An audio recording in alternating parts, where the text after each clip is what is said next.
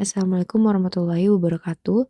Di sini saya Zakia Gania akan menjelaskan sedikit bagaimana komunitas mikroba sake mempengaruhi sake sendiri dari tanaman padi itu ditanam atau nasi itu masih menjadi padi dan masih ditanam hingga dikonsumsi oleh manusia. Nah, di sini merupakan gambar dari peran komunitas mikroba pada produk sake dari padi masih ditanam hingga dikonsumsi oleh manusia.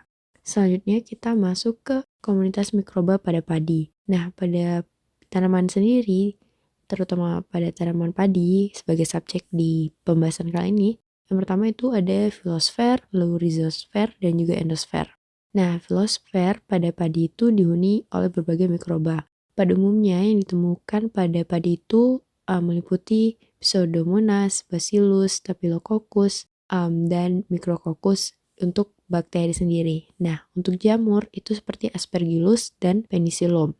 Untuk pengaruh mikroba filosfer pada tanaman padi itu salah satunya adalah memacu pertumbuhan tanaman dengan mengeluarkan auksin dan gibberellin. Dan pada akhirnya untuk produk akhir dari padi sendiri sebagai nasi, mikroba filosfer dapat mempengaruhi kualitas butir nasi secara langsung dan tidak langsung, di mana mikroba ini dapat bermanfaat dengan meningkatkan kesehatan dan pertumbuhan tanaman, yang pada nantinya dapat menghasilkan butir nasi yang lebih besar dan berkualitas tinggi.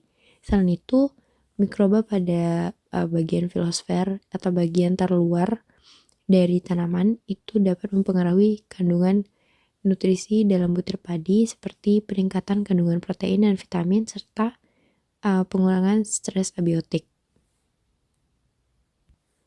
Selanjutnya adalah rhizosfer, di mana rhizosfer ini merupakan zona di sekitar akar tanaman yang umumnya menyediakan sumber nutrisi bagi mikroba, di mana mikroba yang umum ditemukan di rhizosfer padi itu adalah Proteobacteria, Firmicutes, Bacteroidetes, Verrucomicrobia, Actinobacteria, dan Chloroflexi. Nah, pengaruh mikroba rhizosfer pada tumbuhan padi itu dapat meningkatkan penyerapan nutrisi oleh tanaman, karena beberapa bakteri rhizosfer dapat mengikat nitrogen dari atmosfer, kemudian diubah menjadi bentuk yang dapat diserap oleh tanaman, atau disebut juga dengan biological nutrition fixation. Nah, di sini mereka juga menghasilkan enzim yang memecah fosfat yang terikat dalam tanah menjadi bentuk yang dapat diserap, sehingga meningkatkan ketersediaan fosfor. Lalu ada endosfer. Nah, endosfer ini merupakan bagian dalam akar tanaman atau bagian di dalam tanaman, bukan hanya di akar, batang, daun, seperti itu, di mana terdapat mikroba endofitik yang hidup, seperti beta proteobacteria, lalu ada delta proteobacteria yang ditemukan di endosfer padi, yang berperan dalam membantu penyerapan nutrisi dan memberikan perlindungan terhadap patogen. Dalam peningkatan penyerapan nutrisi, mikroba endosfer ini membantu dalam meningkatkan nitrogen dan fosfor mirip dengan rhizosfer tadi. Lalu mikroba endofit dapat meningkatkan kualitas biji padi dengan meningkatkan kandungan nutrisi seperti protein dan vitamin. Seperti itu.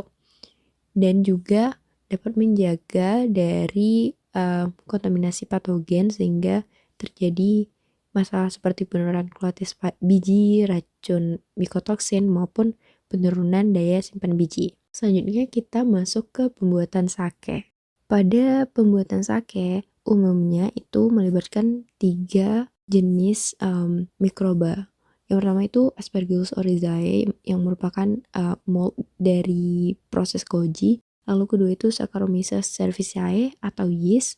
Dan yang terakhir adalah bakteri asam laktat Nah, di sini umumnya adalah Lyconostoc dan Lactobacillus sakei. Untuk Aspergillus oryzae sendiri itu merupakan jamur yang digunakan untuk memecah padi dalam beras menjadi gula sederhana melalui proses sakarifikasi. Spora oryzae ini diinokulasi pada beras yang telah dikukus untuk menghasilkan koji, yaitu beras yang telah ditumbuhi oleh jamur ini. Enzim yang dihasilkan oleh mold ini seperti amilase dan protease itu memecah molekul padi dan protein dalam beras, di mana ini sangat penting untuk menyediakan gula dan asam amino untuk proses fermentasi selanjutnya. Kemudian untuk yeast sendiri, ini dia berperan dalam fermentasi alkohol dalam produksi sake, di mana setelah koji dibuat, ragi ditambahkan ke dalam campuran moto atau seed mash untuk memulai fermentasi awal. Nah, di sini Saccharomyces cerevisiae mengubah gula sederhana yang dihasilkan oleh enzim koji malt menjadi etanol dan karbon dioksida selama fermentasi. Ragi ini juga mempengaruhi profil rasa dan aroma dari sake atau produk air dari fermentasi sake. Dan terakhir itu bakteri asam laktat, di mana berperan dalam meningkatkan keasaman awal dalam proses pembuatan moto, sehingga proses dapat berjalan dan seluruh mikroorganisme yang berperan atau ikut dalam proses tersebut dapat tumbuh dengan baik. Nah, di sini juga mencegah pertumbuhan mikroba yang tidak diinginkan dan menjaga lingkungan fermentasi yang sehat. Asam laktat juga dapat mempengaruhi rasa akhir dari sake, di mana dapat memberikan sedikit keasaman yang seimbang. Lalu kita melihat sedikit bagaimana proses fermentasi sake.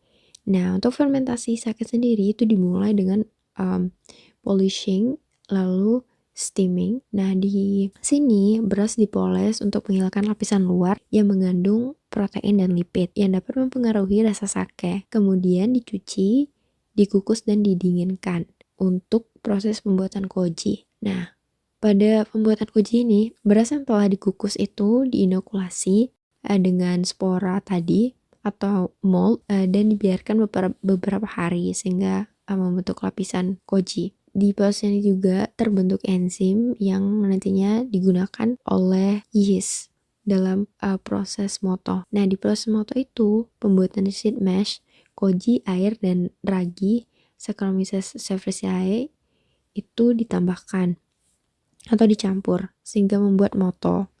Ini merupakan fermentasi awal untuk meningkatkan populasi dari ragi.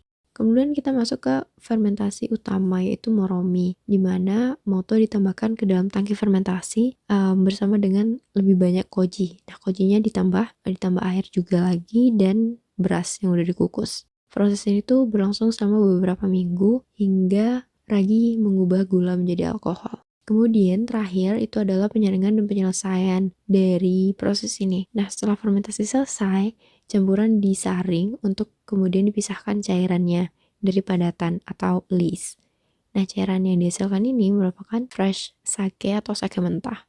Kemudian sake mentah ini dipasteurisasi, disimpan untuk pematangan atau aging, dan difiltrasi ulang sebelum diaduk untuk menyesuaikan kadar alkohol.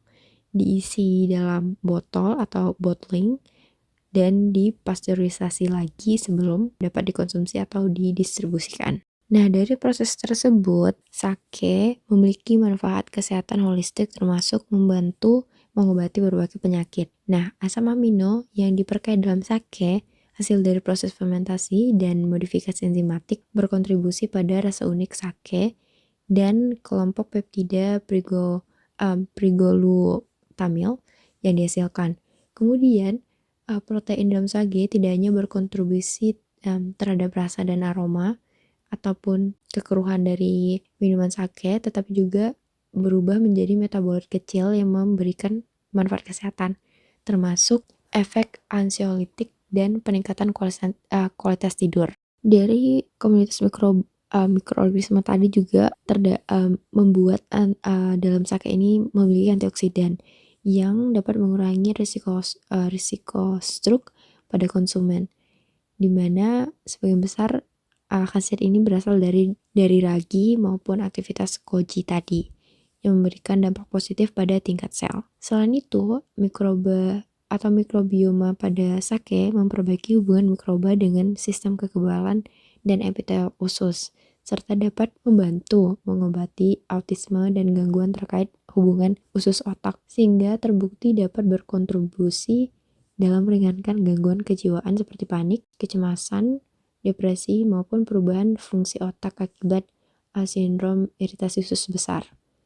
Nah, fermentasi dalam proses pembuatan sake juga membantu detoksifikasi senyawa yang tidak diinginkan, seperti tanin, fitat, maupun polifenol, serta membantu mengendalikan kolesterol, kanker radikal bebas, seperti itu, tekanan darah, diabetes, meningkatkan kekebalan tubuh, sehingga minuman fermentasi sake ini memiliki potensi besar untuk meningkatkan kesehatan secara keseluruhan melalui berbagai mekanisme biologis termasuk komunitas mikroba dari produk ini sendiri. Baik, itu saja penjelasan dari saya dan ini beberapa referensi yang saya gunakan. Terima kasih telah mendengarkan, semoga apa yang disampaikan dapat bermanfaat. Wabillahi taufiq wal hidayah. Wassalamualaikum warahmatullahi wabarakatuh.